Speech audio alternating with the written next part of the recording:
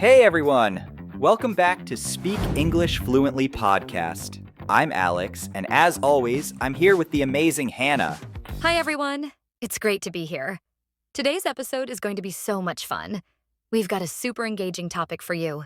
Absolutely. But before we dive in, let me ask you, have you ever been at a restaurant and struggled to order exactly what you want, or maybe felt a little lost when talking about food? Or have you ever found yourself trying to describe a dish but didn't know the right words to really express how delicious or disappointing it was? Well, today's your day. That's right. In this episode, we're tackling everything food related, from ordering at restaurants to discussing flavors and dining experiences. We'll be using some awesome idioms, phrasal verbs, and expressions to help you sound like a natural. And of course, we'll break everything down after the conversation with real-life movie clips and examples to make sure you master it all. Plus, we've got a PDF waiting for you with all the key phrases and idioms highlighted so you can review them anytime. So, grab a pen and notebook because you'll want to write these down and practice along with us. Let's get started, shall we? Stick around. This is going to be a feast for your English skills.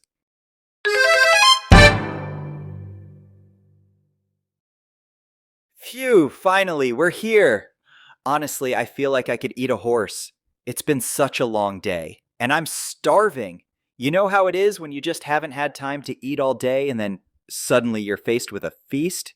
It's like I'm ready to bite off more than I can chew. I totally get it. I'm in the same boat. I was so busy today, I didn't even realize I'd skipped lunch. Now, just being here is making me ravenous. I swear the smell of the food is already making my mouth water. Right?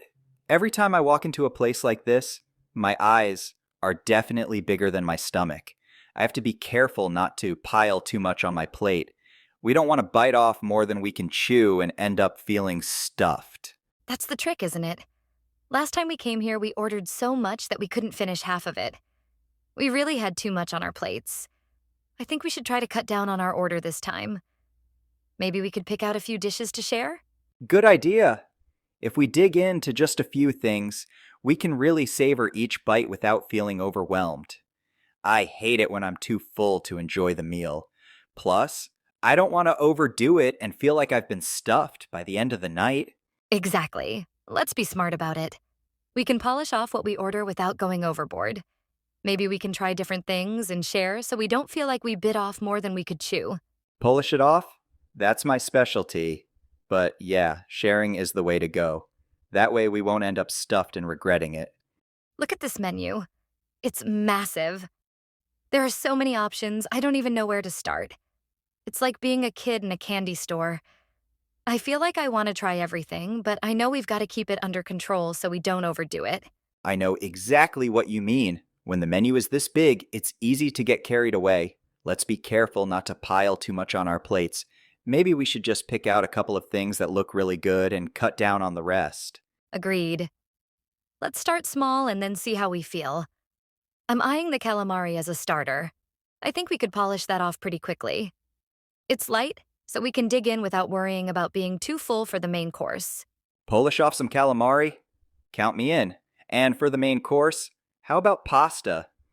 I've heard their fettuccine alfredo is to die for. We could split that too, so we don't bite off more than we can chew. That sounds perfect. Pasta is always a good choice, and if we cut down on the portion by sharing, we won't be stuffed by the end. Plus, we'll have room for dessert, and I hear their cheesecake is to die for. Oh, I've heard about the cheesecake. Definitely saving room for that. So it's settled. Calamari to start, fettuccine alfredo to share, and we'll see how we feel about dessert. We'll make sure we pace ourselves so we can savor every bite. Sounds like a plan. We'll polish off the food, but we'll do it sensibly this time without ending up stuffed. Wow, this calamari looks amazing. I can already tell it's going to be hard not to bite off more than I can chew. I'm so ready to dig in. And you? Absolutely. Let's not waste any time. Dig in. The calamari looks crispy, and I can't wait to polish it off. It smells to die for. This is so good. The calamari is perfect. Crispy on the outside, tender on the inside. I could easily polish this off by myself, but I'll be nice and share. Ha! Don't get too greedy. This is just the beginning. We've got the pasta coming next, and I want to make sure I've got room for that. We've got to pace ourselves so we don't end up stuffed. Okay, but it's hard not to overdo it when the food tastes this good. I'll try to cut down on my portion so I can savor every bite. That's the way to do it. Enjoy each bite, but don't pile too much on your plate at once. We've got plenty of time to enjoy the meal. Let's just polish off this calamari first, and then we'll dig into the pasta. So far, so good. We've been smart about it. Calamari polished off, and we're pacing ourselves with the pasta. I don't feel stuffed yet, so I think we've done well. Yeah, we're doing a great job this time. We didn't bite off more than we could chew, and we didn't pile too much on our plates. I feel like we finally figured out the right balance. Exactly. We've managed to savor everything without feeling overwhelmed. It's all about knowing when to cut down on portions and when to just dig in and enjoy. And we still have room for dessert, which is a win in my book. I'm glad we didn't overdo it with the appetizers. Sometimes it's hard not to bite off more than you can chew, especially when you're hungry, but I think we handled it well. Definitely. We've paced ourselves nicely.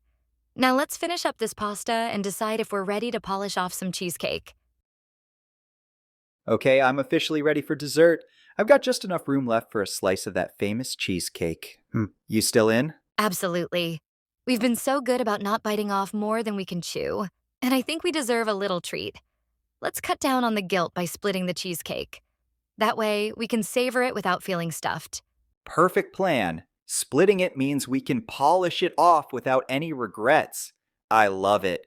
Cheesecake, here we come. I'm already making my mouth water just thinking about it. This is going to be the perfect ending to the meal. That cheesecake was definitely to die for. I'm so glad we cut down on our portions earlier so we had room for it. Right? We did a great job of pacing ourselves tonight. No biting off more than we can chew, no feeling stuffed.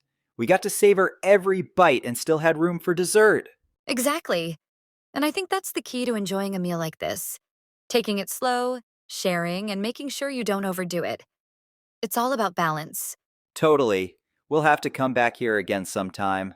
But for now, I'm just happy we managed to polish off everything without feeling overwhelmed. This place definitely hits the spot.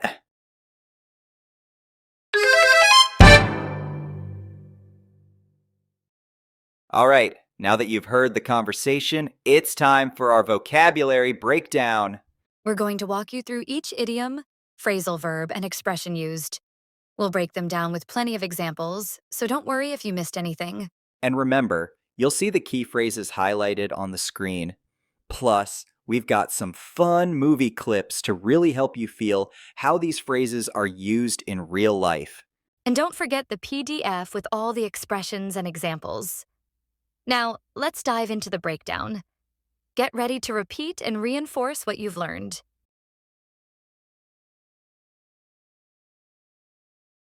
All right, everyone, let's dive into our vocabulary breakdown. First up is the phrase, eat a horse. Alex, what do you think that means? To say you could eat a horse means you're extremely hungry. It's a fun way to express that you're ready for a big meal.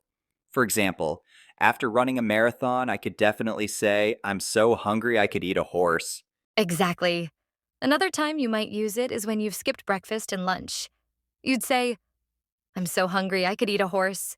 Absolutely. Or if a friend is cooking a big dinner, you might say, after that workout, I could really eat a horse. And if you're at a party and someone asks if you're hungry, you could reply, I could eat a horse. Let's all say it together. I could eat a horse. Come on, everyone. Say it with us. I could eat a horse. Great job. One more time. I could eat a horse. I could eat a horse. I could eat a horse. I could eat a horse. I could literally eat a horse right now. I could literally eat a horse right now. I could literally eat a horse right now. I'm so hungry I could eat a horse. I'm so hungry I could eat a horse. I'm so hungry I could eat a horse. Next up, let's talk about the word starving. What does that mean, Alex? To be starving means you're feeling extremely hungry. For instance, after skipping breakfast, I might say, I'm starving. Exactly. If you've been busy all day and haven't eaten, you might exclaim, I'm starving. Let's eat something. Absolutely. After a long hike, when you finally sit down for lunch, you could say, I'm starving. Can we eat now? Or if someone asks when you last ate, you could respond, I haven't eaten all day. I'm really starving. So let's say together, I'm starving. Come on, say it with us. I'm starving. Great job. One more time. I'm starving. I'm starving. I'm starving. I'm starving. I'm starving. I'm starving. I'm starving. Good, because I'm starving. Good, because I'm starving. Good, because I'm starving. Now let's discuss the phrase bite off more than you can chew. What does that mean, Alex? To bite off more than you can chew means to take on more tasks than you can handle. For example, when I volunteered to cook dinner for a party of 20 while studying for exams, I definitely bit off more than I could chew. Exactly. When you're working on multiple projects at once and realize you can't manage them, you might say, I've really bitten off more than I can chew. Absolutely. Or when someone agrees to help everyone move on the same weekend, they might think, I've bitten off more than I can chew. Perfect. And if a friend asks for help with their project while you're busy, you could say, I'm sorry, I can't. I've bitten off more than I can chew. So let's say it together. I bit off more than I can chew. Come on, you are not saying it. I bit off more than I can chew. Great. One last time. I bit off more than I can chew. I've bit a little bit more than I can chew. I've bit a little bit more than I can chew. I've bit a little bit more than I can chew. This time you've bit off more than you can chew. This time you've bit off more than you can chew. This time you've bit off more than you can chew. Don't bite off more than you can chew, Stephen. Don't bite off more than you can chew, Stephen. Don't bite off more than you can chew, Stephen. Next word on the list is cut down on. Yeah, cut down on. To cut down on something means to reduce how much you consume. I'm trying to cut down on sweets because they aren't great for my health. For example, I told my friends, I'm really trying to cut down on sugar this month. Exactly. Another example could be when someone says, I need to cut down on fast food if I want to feel better. Absolutely. Or if someone's on a health kick, they might declare, I'm going to cut down on fried foods for the next few weeks. Great. So let's say it together. Cut down on. Come on, say it with us. Cut down on. Great. One last time. Cut down on. Adam, I'd think about cutting down on the smoking. Adam, I'd think about cutting down on the smoking. Adam, I'd think about cutting down on the smoking. You'll have to excuse, sir. He recently cut down on the smoking. You'll have to excuse, sir. He recently cut down on the smoking. You'll have to excuse, sir. He recently cut down on the smoking. You can't just cut down on your drinking, Randy. You can't just cut down on your drinking, Randy. You can't just cut down on your drinking, Randy. Now, moving on, we have the phrase dig in. What does that mean, Alex? To dig in means to start eating with enthusiasm. When a meal is served, I often say, all right, everyone, let's dig in. It just gets everyone excited to eat. Absolutely. Another example is when you're at a picnic and you announce, the food is ready. Let's dig in. Exactly. And when you go out for dinner with friends, someone might say, this looks delicious. Let's dig in. Yeah. So everyone, let's say it together. Let's dig in. Come on, you're not saying it. Let's dig in. Let's dig in. Let's dig in. Everybody, let's dig in. Everybody, let's dig in. Everybody, let's dig in. Let's dig in. Let's dig in. Let's dig in. Now, let's talk about overdo something. This phrase means doing more than what's necessary or beyond what's reasonable. Exactly. It's when you go overboard with something, like eating too much, working too hard, or even talking too much about a topic. Now, think about this example. I overdid it at the gym yesterday, and now my muscles are sore. That's a good one. Here's another. Don't overdo it with the spices, or the dish will taste too strong. Perfect. Another example could be, she tends to overdo it with compliments, and it starts to feel insincere. And last example is, if you overdo studying, you might burn yourself out before the exam. So, audience, repeat with us. Overdo something. Make sure not to overdo it in life, or you might regret it. Times don't overdo it. Times don't overdo it. Times don't overdo it. Somewhat overdoing it recently. Somewhat overdoing it recently. Somewhat overdoing it recently. Don't overdo it, don't overdo it, don't overdo it. Now for the next one, hit the spot. This is a fun one. Oh yeah, hit the spot. It is used when something perfectly satisfies a need, especially food or drink. Exactly. Like when you're really hungry and that burger just hits the spot. An example sentence is, after a long hike, that ice cream really hit the spot. Another one, the coffee this morning hit the spot after a late night. Another one could be, a hot bath will hit the spot after this workout. And last example, that spicy soup hit the spot on a cold day. Now let's repeat it one more time. Hit the spot. Yes, hit the spot. That's a phrase to remember. The next time something feels just right, you'll know what to say. And that hit the spot. And that hit the spot. And that hit the spot. Well, that hit the spot. Well, that hit the spot. Well, that hit the spot. That hit the spot. That hit the spot. That hit the spot. Now, let's talk about the phrase pile too much on your plate. What does that mean, Alex? To pile too much on your plate means to take on too many responsibilities. For example, I've done this while planning events. I literally piled too much on my plate. Exactly. It's important to know your limits. Like when a colleague agrees to help on multiple projects at once. They might say, I think I've piled too much on my plate. Absolutely. And when someone is training for a marathon and decides to run every day without rest, they might realize, I've really piled too much on my plate. Perfect. So let's say it together. I piled too much on my plate. Come on, say it with us. I piled too much on my plate. Great. One last time. I piled too much on my plate. Next up is the phrase, make your mouth water. What does that mean? To make your mouth water means something looks or smells so good that you want to eat it. For instance, when I see that chocolate cake, I can't help but say, that cake is making my mouth water. Absolutely. If you walk past a bakery and smell fresh bread, you might think, that aroma is making my mouth water. Exactly. Or if a friend shows you a picture of their dinner, you might say, wow, that dish is making my mouth water. Absolutely. And if you see a delicious pizza on a menu, you could think, that pizza is making my mouth water. So let's say it together. It makes my mouth water. Come on, say it. It makes my mouth water. Great job. One last time. It makes my mouth water. Wow, that was a fantastic session today. We covered so many great expressions, idioms, and phrasal verbs. Absolutely. From eat a horse to hit the spot, and many more.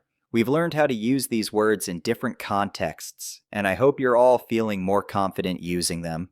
And remember, repetition is key. So if you need to, feel free to rewind this podcast and go over the examples again. You can also practice using these phrases in your everyday conversations. Plus, don't forget we've attached a PDF with all the words we used today, complete with meanings and examples to help you review. It's a great way to reinforce your learning. That's right. Make sure to check those out and practice along with them. The more you hear and use these phrases, the more natural they'll become. And before we go, we'd love for you to subscribe to the channel, like this video, and share it with your friends. Every bit of support helps us bring more content your way. Yes, hit that subscribe button and stay tuned for more exciting lessons coming up. Thanks so much for joining us today. Keep practicing, and we'll see you in the next episode.